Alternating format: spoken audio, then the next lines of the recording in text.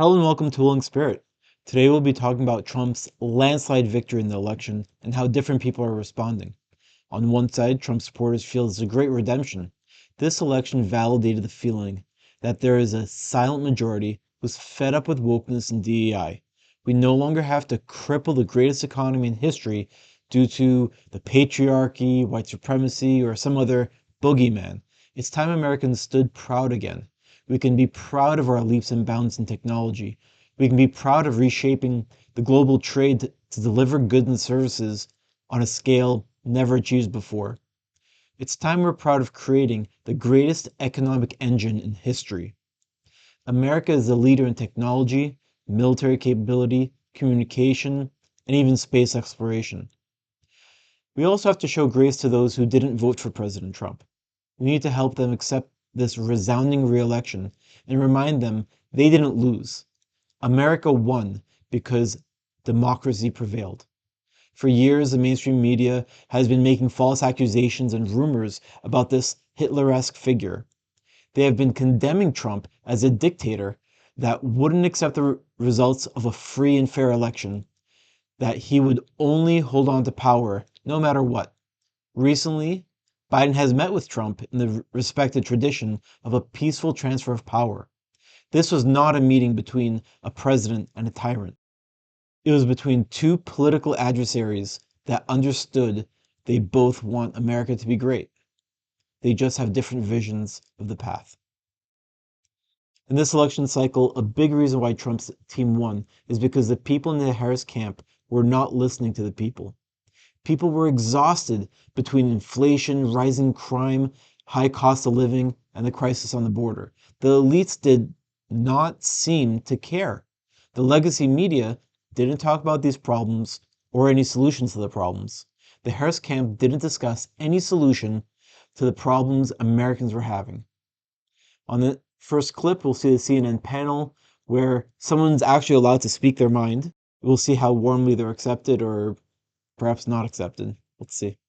I mean, we were told Puerto Rico was going to change the election. Liz Cheney, Nikki Haley voters, women lying to their husbands. Before that, it was Tim Walz and the camo hats. Night after night after night, we were told all these things and gimmicks were going to somehow push Harris over the line. And we were just ignoring the fundamentals. Inflation, people feeling like that they were barely able to tread water at best. That was the fundamentals of the election. And so I think that both parties should always look at the results of an election and figure out what went right and what went wrong. But I think for all of us who cover elections and talk about elections and do this on a day-to-day basis, we have to figure out how to understand, talk to, and listen to the half of the country that rose up tonight and said, we've had enough. I think we have to listen to everybody, actually. I think that... So that guy was actually saying we should listen to the people that we don't normally listen to, find out at least what our opponents are saying and believing and what their audience is hearing, how they're feeling. And the other person on the panel is like, no, we should listen to everybody, not just other people. We should just listen to ourselves. It's like, lady, what are you talking about? Do you want to win an election or not? First of all, you should listen to everybody because you want to serve everybody, right? You want to serve your constituents. You're a politician because you want to serve the public and you want to see the republic gain ground. You want to serve your constituents. She was like, no. Let's stay in our bubble. We're good.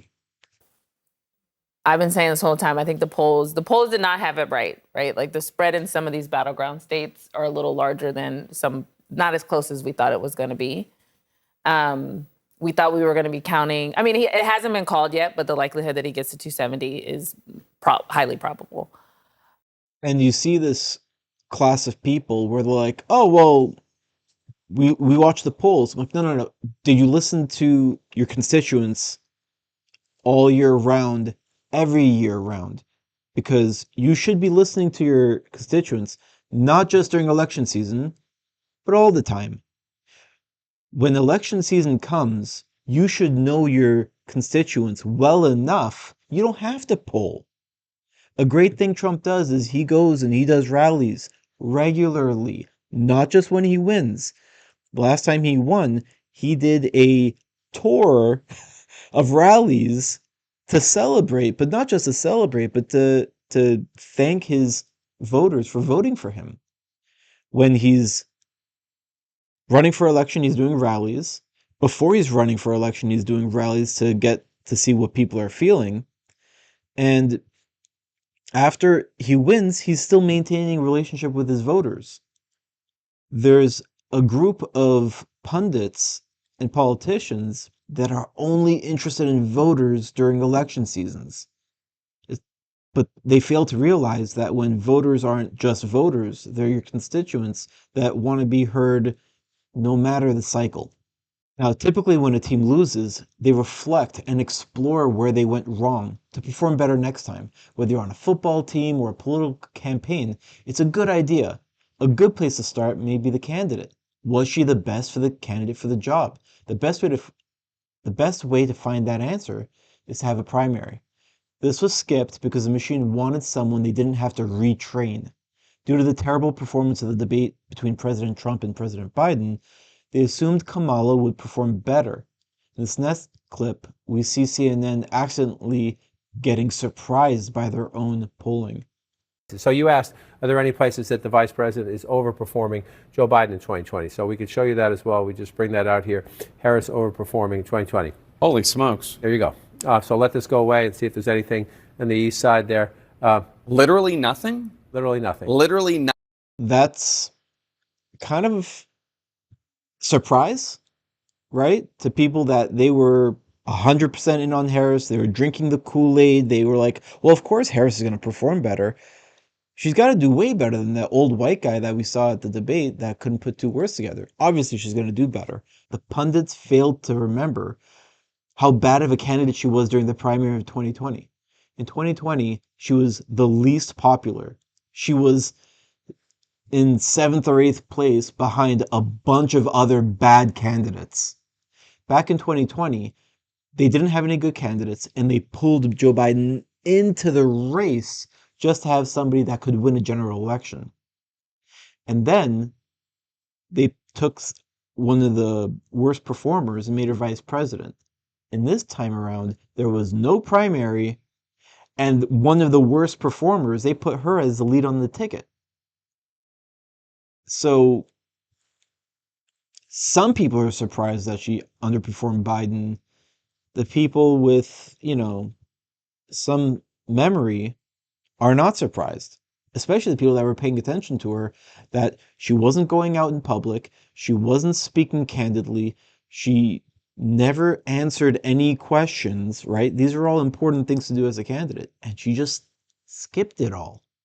She pretty much told the public, yeah, I don't need to answer your questions. Who are you? You're a bunch of peasants. Well, when it comes to voting, the people got to tell her how they felt. The next step in the postmortem would be to ask if there was any messaging that can be improved on. In the next clip, CNN is actually addressing the issue where a lot of their surrogates communicate very poorly. Julie openly says calling Latinos, Latinx, telling people to put their pronouns in their bios is pure nonsense. Before all this woke political correctness, people did not have any problem communicating to one another. The Democratic political machine prefers to put people in buckets, then conduct focus groups and find what messaging works in certain groups. Then the candidates are told to say different things to different people, and sometimes they use different accents, which sounds weird. It is weird. It's super fake. Hillary Clinton was doing this, and it was weird when Hillary Clinton was using different accents in different places. It felt fake when she threw on a Southern accent, even though, she's from Arkansas. She's from the South. So it wasn't so weird compared to Kamala Harris, who grew up in Canada, then lived in San Francisco, and then she went in front of a black crowd and she started speaking with a black accent. Super weird. At no point did she ever adopt a black accent before this year. And obviously the crowd just didn't like it. It was a bad look. Tina, and language has meaning. When we address Latino voters as Latinx, for instance, because that's the politically correct thing to do. It makes them think that we don't even live on the same planet as they do. When we are too afraid to say that, hey, college kids, if you're trashing a campus at Columbia University because you're unhappy about some sort of policy and you're taking over a university and you're trashing it and preventing other students from learning, that is unacceptable. But we're so worried about alienating one or another cohort in our coalition that we don't know what to say when normal people look at that and say, wait a second, I send my kids to college so they can learn, not so that they can burn buildings and trash lawns, right? And so on and so forth. When we put pronouns. Exactly. It seems like the Democratic Party is so focused on maintaining a coalition and not offending people, they just don't speak the truth. The thing people like about Trump is he's very candid. Doesn't matter if you don't like what he says, okay, you don't like what he says, but at least you know what he believes. You know what he thinks, because whatever he thinks, he just says it out loud. It's fantastic. It's actually a very good, it's actually a really good quality in a politician where you actually get to know what they believe. You know what Trump thinks. He's telling you all the time. Sometimes you wish he didn't. But usually you're glad he tells you, at least you know where he stands. With Kamala Harris, she kept going back and forth between what she really believes to what the machine tells her. You don't really know which one she'll do. You know what she believes. You believe she's against fracking. You believe she's totally on board with the new Green Deal. She's for transing prisoners. She's for all that stuff. But then she pivots and she says what the machine tells her because that'll get her elected. Well, okay, so there's her past, there's what the party's telling her what to do, and then once she has power, she gets to do either one, and the public really don't know which one. That's the worst part. If you knew, at least you can vote on which way you think it's going to go. Because she was so ambiguous, her opponents picked whichever one made her look worse and just said she believed that. So she put herself in a really bad position. After names and say she, her, as opposed to saying, you know what, if I call you by the wrong pronoun, call me out, I'm sorry, I won't do it again. But stop with the virtue signaling and just speak to people like they're normal. There's nothing I'm going to say to Shermichael that I'm not going to say to you, that I'm not going to say to somebody else. I speak the same language to everybody. But that's not what Democrats do. We constantly try to parse out different ways of speaking to different cohorts because our focus groups or our polling shows that so-and-so appeals to such and such. That's not how normal people think. It's not common sense. And we need to start being the party of common sense again. Joe Biden is not responsible for that. Neither is Kamala Harris. It is a problem that Democrats have had for years. I've been banging the drum on this for, I don't know how, probably 10 years, if not longer on this. We need to get back to being the party of common sense, that people look at us and say, we understand you. We appreciate what you say because you speak our language. And until we do that, we should stop blaming other people for our own mistakes. Yeah, she absolutely nails it. There's really no reason to put your pronouns in your bios if you have to put your pronouns in your bios, what you're telling the person that is addressing you, what you're telling them is, you're not smart enough to know if I'm a boy or a girl, so I have to tell you. It's kind of silly, right? We all know that there's boys and girls, there's men and women, and we should be able to distinguish which one is which. And this idea that gender is fluid, it's a new idea. It's an idea that has been resoundingly rejected in this election.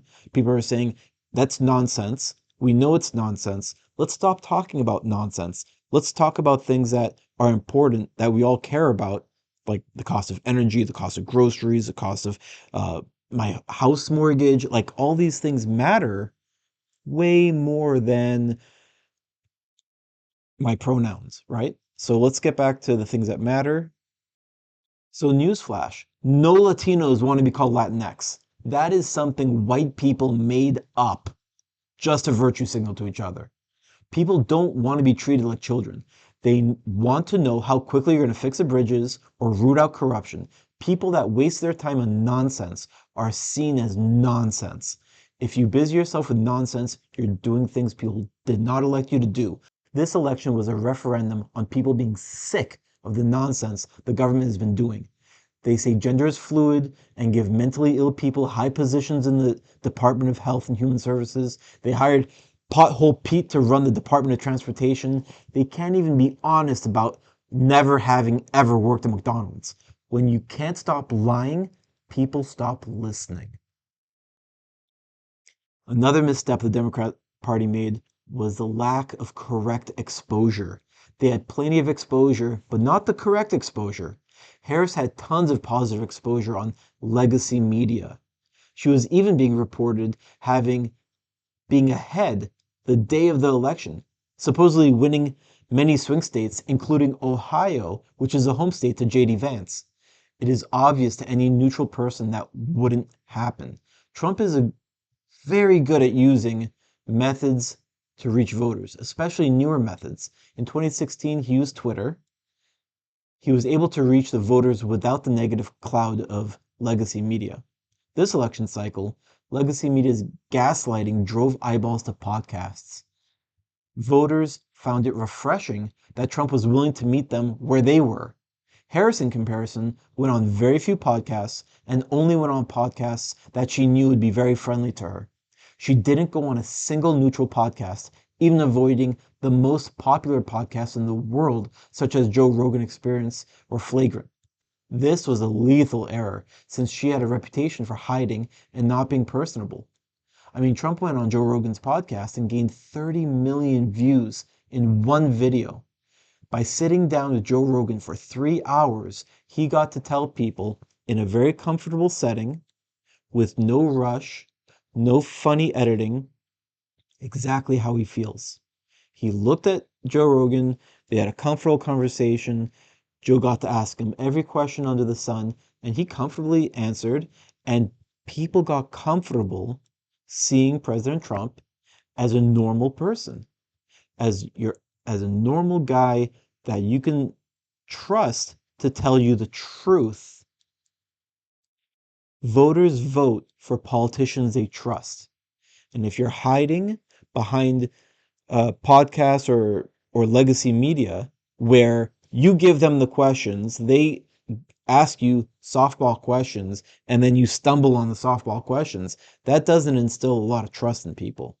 Now, if you go to a long-form podcast with a Joe Rogan, for example, or a Flagrant, or Jake Paul even. So when you're willing to sit down and take real serious questions, or even just casual questions, you show that you can let your guard down, you can have somebody ask you serious questions, and you can respond, and you're not afraid to answer questions.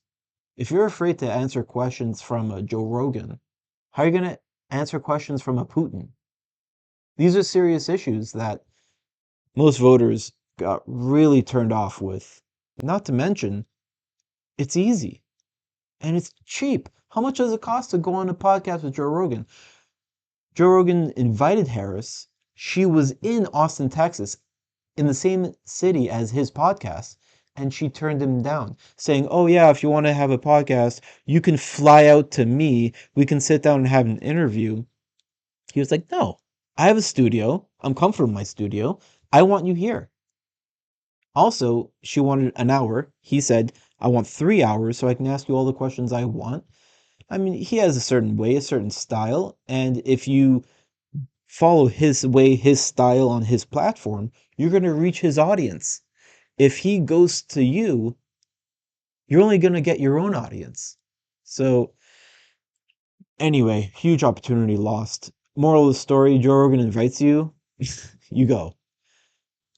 So over at MSNBC, they were also talking about where they may have gone wrong. So let's listen in.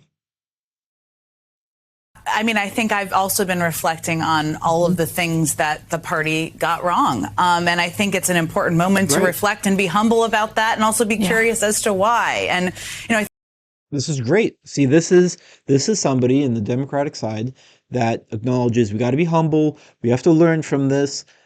This isn't all negative. This is our constituents giving us feedback. All right, great. Let's go. Democrats and people who voted for Harris and are scared about Trump should just be sober about and curious about is not just why did people move toward Trump, but why did Democrats and people who had been with the party for some time not come out and turn out for Kamala Harris and not turn out for the Democrats. There were many headwinds here. There is sexism. Okay, so she's talking about Democrats that left the party. Is she going to start talking about RFK Jr. and why he left? Is she going to educate their audience saying, yeah, so there's a lot of people that left. There's a ton of corruption. Obviously, there's a lot of control. It is not democratically run. There's a lot of problems with our party. So if we get rid of these oligarchs, hopefully we can have a more democratic system. I mean, is she going to lead into that? That'd be great. For Kamala Harris and not turn out for the Democrats. There were many headwinds here. There is sexism. There's racism. All of that is true. But I also think there is a real question. I hope. Seriously, she's blaming that her constituents are sexist and racist. Oh, guys, it's not that we ran the worst candidate possible. It's not that we ran the lowest approval rating vice president in history. No. The people that we want to like us, well, let's call them racist and sexist. That's a winning ticket. That'll do it. Hope people start looking at about who people are listening to. In my view, there was an over listening to and an over lifting up of people who left Trump, not people who left the Democratic Party. The people who left the Democratic Party are the people who are going to, win in the future. The people who left Trump, the never Trumpers who have important voices and that is not the winning coalition. And I think that is a takeaway. And the last thing I'll say, because I've been thinking about this. So she actually said the people that left the Democratic Party are going to have a bright future. Yeah, I think that's the truest thing she said so far. I think she kind of said it by accident. But yeah, the people that left the Democratic Party, being Tulsi Gabbard, RFK Jr., these people have principles. They see nonsense when they know nonsense when they see it, and they say, "Hey guys, this is too much. I gotta leave." They seem to be having a better handle on reality. I'm gonna go over there. So it seems like she said the truth without really knowing what she meant. It's like she said the truth without knowing the truth. I don't know. She's drank the Kool-Aid too much. A lot is the part of that piece, the who you're listening to, is also this argument. You just touched on this, Mika, about fascism. Fascism and the threat of democracy is a huge issue in this country. It's one that should be talked about. Journalists should talk about it. People should dig into it. It is not a good closing message to reach to the masses of the country. People don't relate to it. It's not understandable. And I think that, I hope, is a lesson. But okay, I said that was the last thing. There's a last thing. No, I think people really do care about the threats to democracy. I think that people don't like that Kamala Harris was not democratically elected.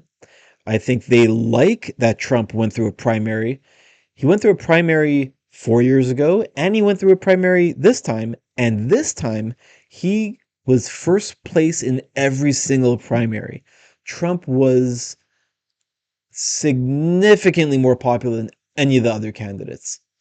The Republican Party and the voters really liked him. Nobody voted for Kamala. Nobody liked Kamala. Joe Biden didn't like Kamala. During Kamala's run, her main run was saying, "Oh, I'm not Joe Biden." Every time she said that, Joe was like, "Nope, she's just like me. She made all the decisions. She was the last in the room in Afghanistan. She's totally on board with everything I did. She has my full force. She is a border czar." He was throwing her under the bus left and right. Well, I mean, you can't really blame him after the coup. You can't really blame him for throwing her under the bus. I mean, did you see how happy Joe Biden was at the transition meeting with Trump? Oh my goodness. So, yeah, people do care about the threats to democracy. They saw the lawfare. They saw the weaponization of the justice system against Trump. They saw the entire legacy media against him. And they also saw him in more casual settings where he was just a normal guy. And people related to him, saying, wow, if he can get attacked like this, I could get attacked like this. So, she's more right than she knows in some places, and she's very wrong in some other places. But again, this is their echo chamber. This is their echo chamber. And if I'm wrong, feel free to drop some comments down below and tell me I'm wrong. But I mean, yeah, she's being surrounded by everybody that agrees with her, so nobody's gonna tell her. That's okay. I want to know. Is this? There are moments. I know Joe was talking about this earlier. I worked for John Kerry when he lost to President Bush. That was a real "how did that happen" moment. I then worked for the Democratic Congressional. See, that was a real "how did that happen" moment. It wasn't a "how did that happen" moment. John Kerry was very robotic. He was very impersonal. He had a very hard time relating to people. George W. Bush was called the guy you can have a beer with. So people just liked George W. Bush more. It's not that George W. Bush was smarter. It's not that, I mean, he had a little bit more pedigree. His father was a president. But George W. Bush won because he was just more relatable. People liked him more. And she doesn't understand that. How many years have passed? She still doesn't understand that? Which is ironic because that's exactly what happened with this election cycle. Campaign committee the next cycle for Rahm Emanuel when the Democrats won back the House, right? That was 2 years later. And then I worked for Barack Obama, who no one would have bet was going to be the next nominee or the next president after George W. Bush. It was very easy to tell that he was going to win because Obama was very charismatic and he was running against McCain. Anybody who's paying attention to the character of the person knows that Obama was going to win that race. I mean, Obama was running against McCain and Sarah Palin. I mean, let's be real. That was not a difficult fight for Barack Obama. People were tired and exhausted of George W. Bush with his endless wars. They didn't want that. They wanted change. Obama offered hope and change, and we actually got a lot of the same thing. So clearly, Jen Psaki didn't get the message. She thinks the fight for democracy is a losing message. Well, she's wrong. It's just a winning message for Trump. Everyone saw the obvious lawfare and weaponization of the government against one man. Everyone was thinking, wow, if they can do this against him, what are they going to do against me? They saw the system rigged against an innocent man, and it's like something out of a movie. Everyone gathered around to lift up the beaten down hero, and he was lifted up at the voting booth. We do care about democracy, and democracy won. We elected a populist against a machine that had $1 billion at its disposal. She had all the celebrities, big banks, big corporations, the media. She had it all. She had everything except the voters.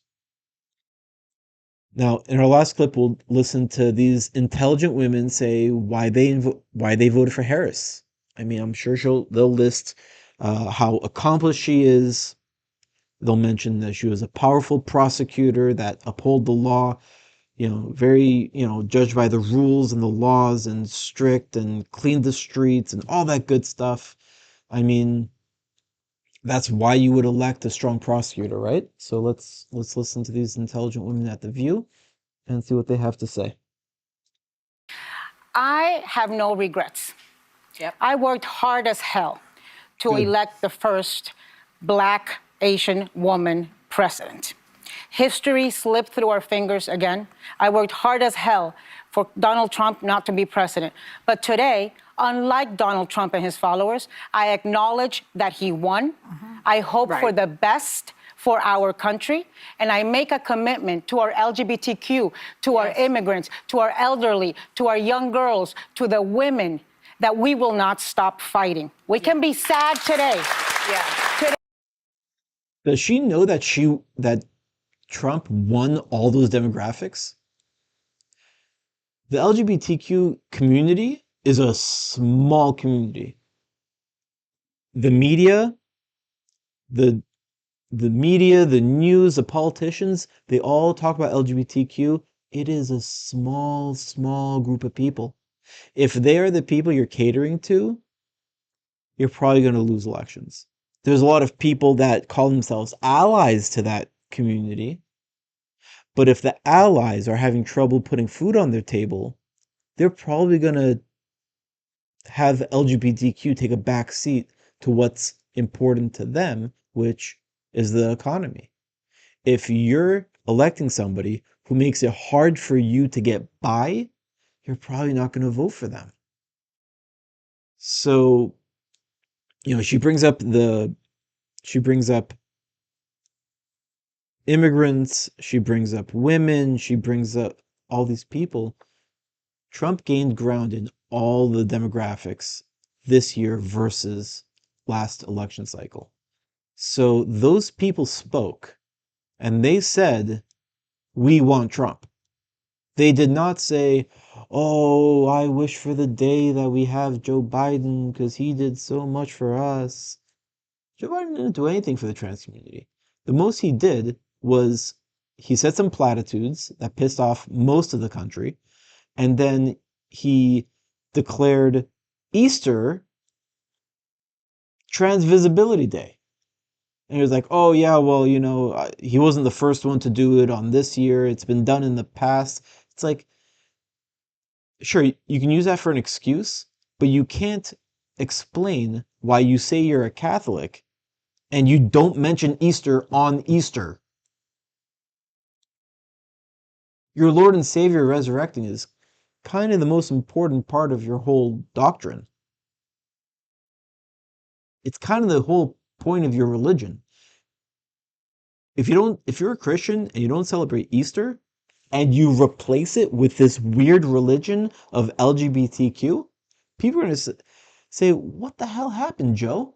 Where did you go? You used to be a solid politician that at least you knew what to say. At least you knew how to reach out to people. You lost it, Joe. You just lost it. See, most women are smarter than this person. This individual believes all women should vote for Harris just because of her gender and her ethnic identity.